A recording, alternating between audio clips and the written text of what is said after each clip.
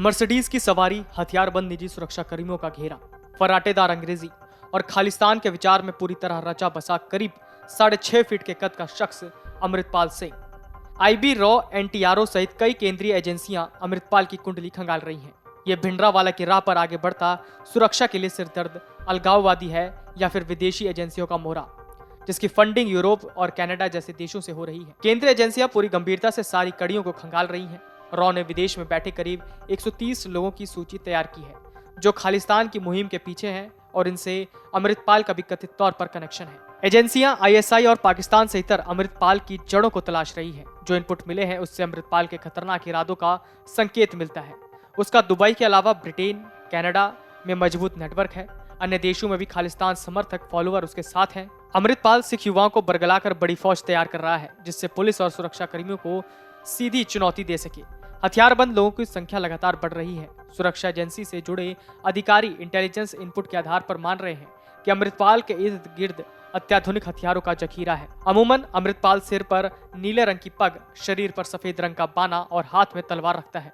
वारिस पंजाब देश संगठन का मुखिया अमृतपाल खुद को गर्व से खालिस्तान का समर्थक बताता है। एक अधिकारी ने कहा कि अमृतपाल सिंह के नेतृत्व में 23 फरवरी को हजारों लोगों की भीड़ जिस तरह से अमृतसर के अजनाला थाने में घुस गई थी, उसके बाद से सुरक्षा एजेंसियों की चिंता बढ़ी है। गृह मंत्रालय ने भी इसका संज्ञान लिया है।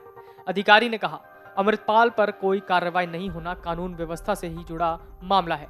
अगर जरूरत के मुताबिक कोई कार्रवाई होगी तो उसमें भी कानून व्यवस्था का पहलू सर्वोपरि होगा। सूत्रों ने कहा, अमृतपाल खुद को जरनैल सिंह भिंडरावाले की पैर की धूल बराबर भी नहीं होने का दावा करता है, लेकिन यह सच्चाई है कि वो पूरी तरह से उनके ही रंग ढंग पर चलने का प्रयास कर रहा है। उसके निवास पर भिंडरावाला की तस्वीर है। वो खुद को उनका अनुयायी भी बताता है।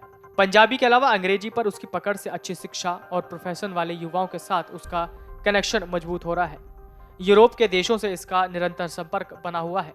अमृतपाल अच्छी हिंदी और उर्दू भी जानता है। एक अधिकारी ने कहा कि एजेंसियां इस बात की पुख्ता जानकारी कर रही है कि अमृतपाल के साथ रहने वाले लोगों के पास कितने लाइसेंसी और कितने गैर लाइसेंसी हथियार हैं, क्योंकि एके सीरीज के हथियारों के अलावा कुछ कार्बाइन और ऐसे अन्य हथियारों के बारे में जानकारी मिली है जिनका लाइसेंस नहीं दिया जाता। खालिस्तान आंदोलन की कहानी 1929 में शुरू होती है। 1973 में अकाली दल ने अपने राज्य के लिए स्वायत्तता की मांग की। ये मांग आनंदपुर साहिब रेजोल्यूशन के जरिए मांगी गई थी। आनंद साहिब रेजोल्यूशन का ही कट्टर समर्थक था।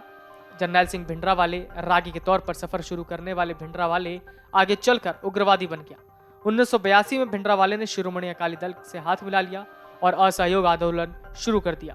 यही असहयोग आंदोलन आगे चलकर सशस्त्र विद्रोह में बदल गया। Video desk amarujala.com। डाउनलोड करें अमर उजाला ऐप और पाएं खबरें लगातार। अगर आप ये वीडियो YouTube पर देख रहे हैं तो हमारे चैनल को सब्सक्राइब करें और बेल आइकन को दबाना ना भूलें। अगर आप Facebook पर ये वीडियो देख रहे हैं तो हमारे पेज को लाइक करें।